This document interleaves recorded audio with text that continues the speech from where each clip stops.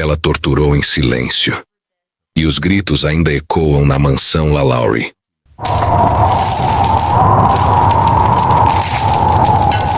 Se você estivesse caminhando por uma rua antiga, iluminada apenas por lampiões, e de repente escutasse um grito vindo de dentro de uma mansão elegante, você teria coragem de bater na porta? Em 1834, na cidade de Nova Orleans, vizinhos começaram a ouvir sons que não pareciam humanos. Não eram discussões, não eram acidentes domésticos, eram gritos longos, desesperados, interrompidos por um silêncio pesado demais para ser normal. A casa pertencia a uma das mulheres mais respeitadas da alta sociedade. Rica, elegante, sempre sorrindo nos bailes.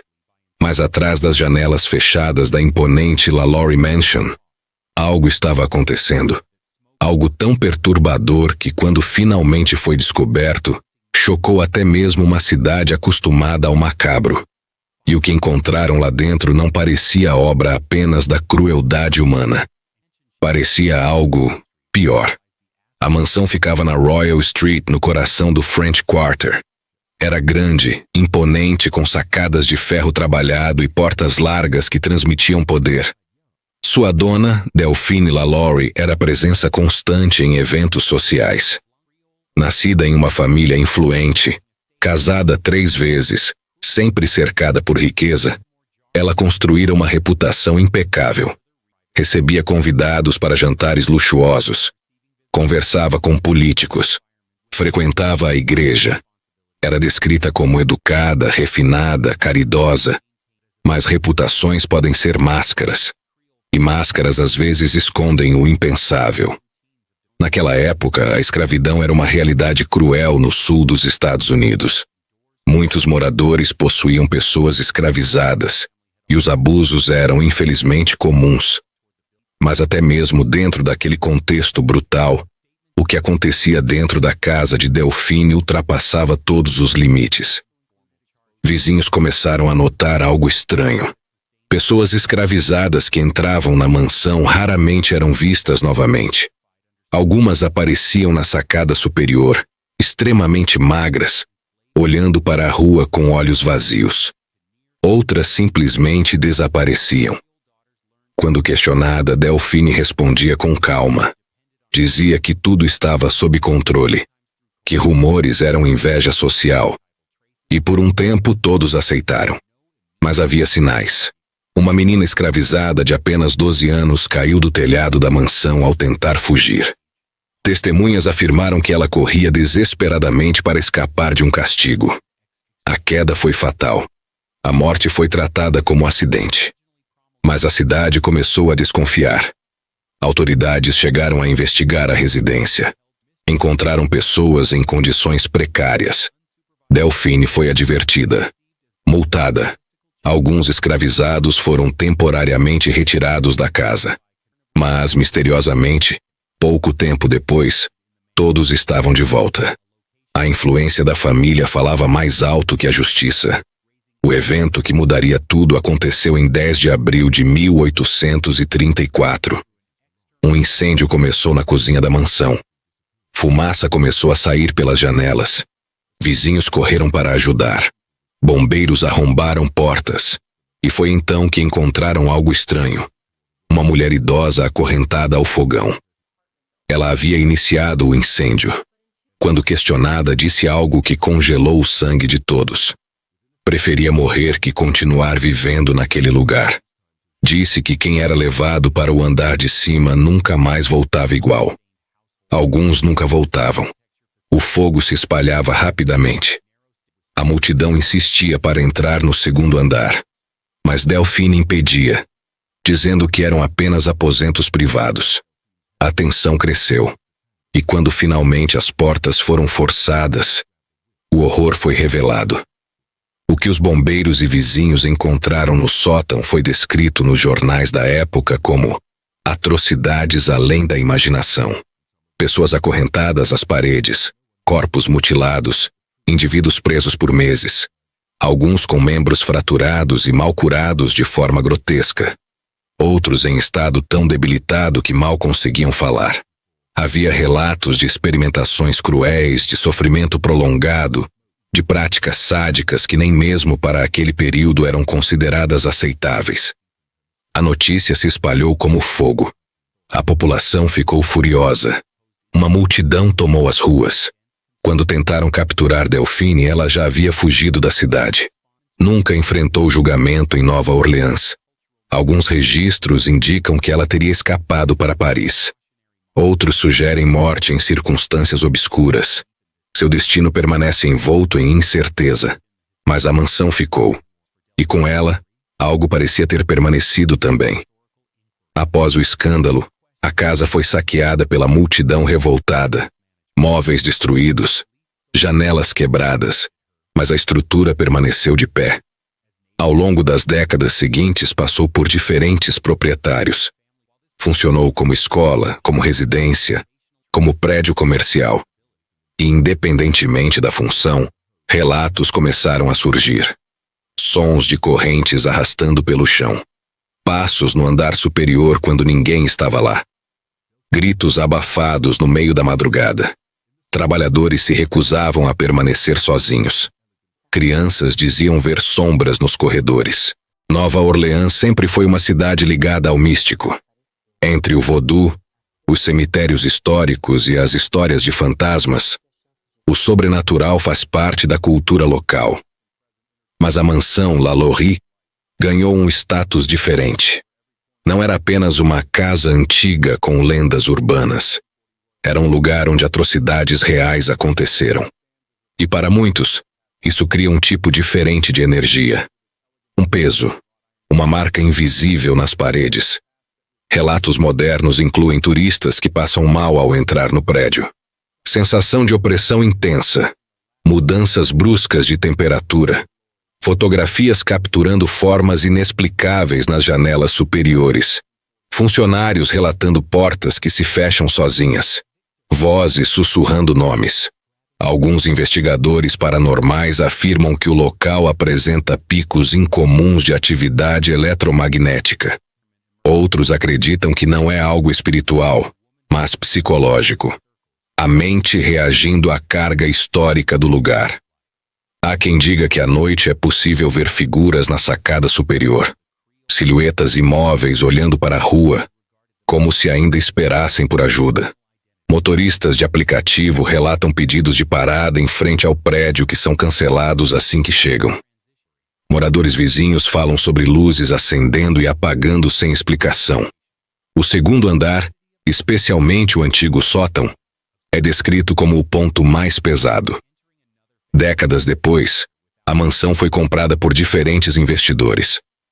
Em 2007, chegou a pertencer ao ator Nicolas Cage, que teria adquirido a propriedade, mas acabou perdendo-a por problemas financeiros pouco tempo depois.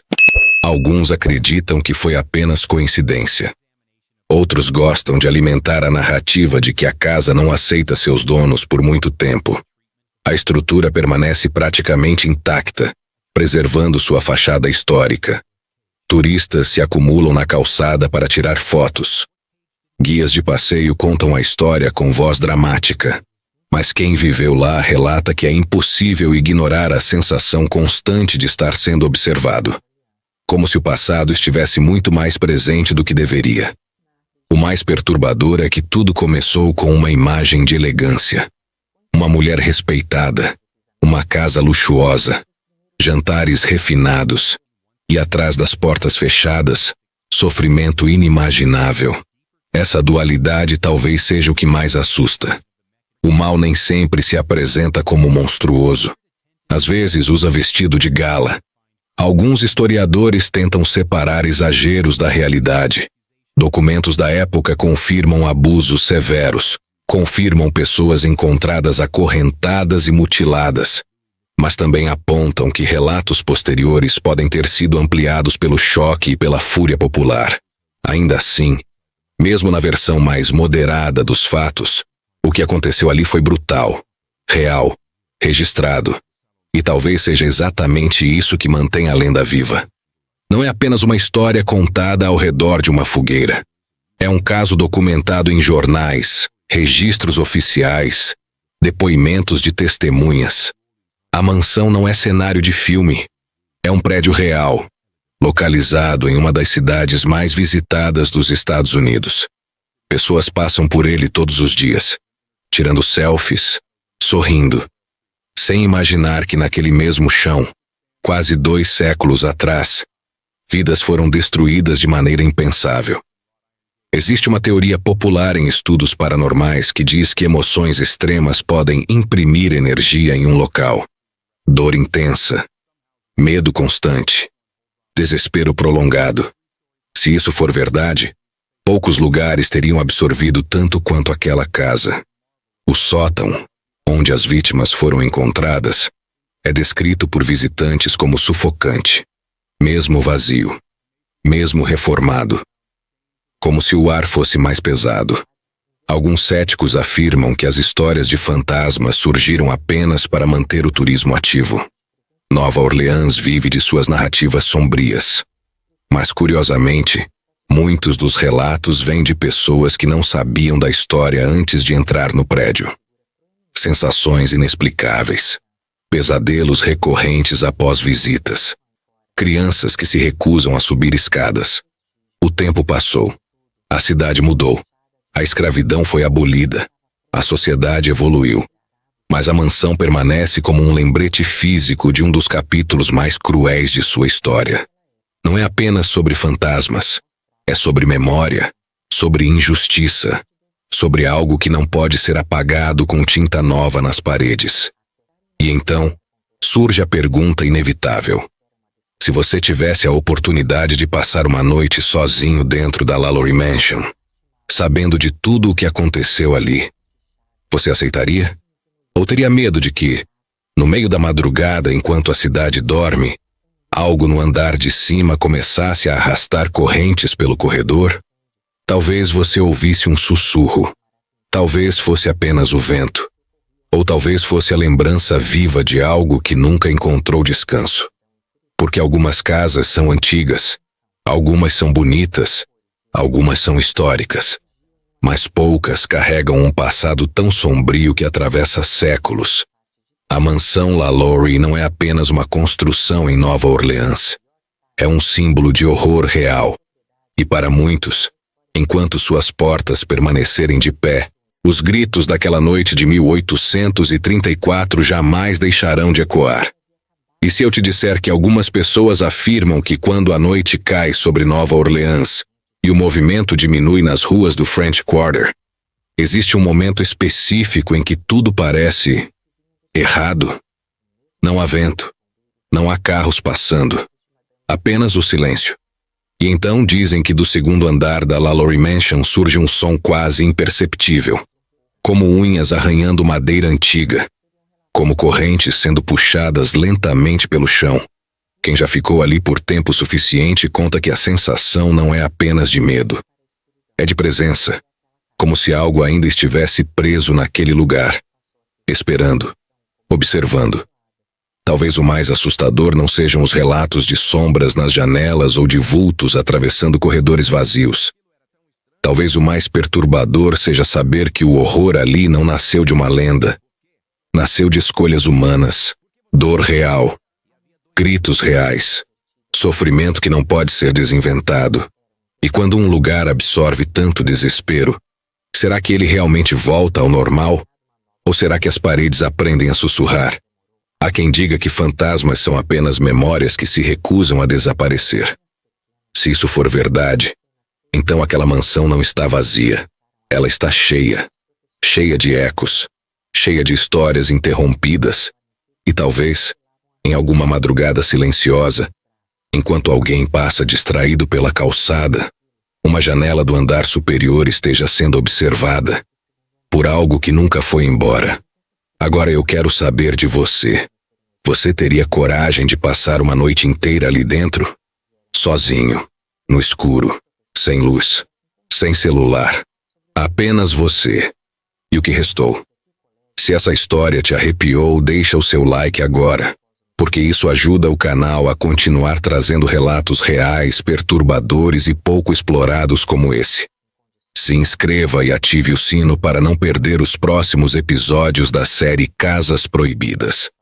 Toda semana tem um novo lugar que carrega marcas que o tempo não conseguiu apagar. E na descrição estão as nossas lojas parceiras. Você pode adquirir qualquer produto por lá e, sem pagar nada a mais por isso, ajuda diretamente o canal a continuar investigando e produzindo conteúdos cada vez mais intensos. Comenta aqui embaixo qual casa você quer ver no próximo episódio. E lembra, algumas portas, depois que abertas, nunca mais se fecham completamente.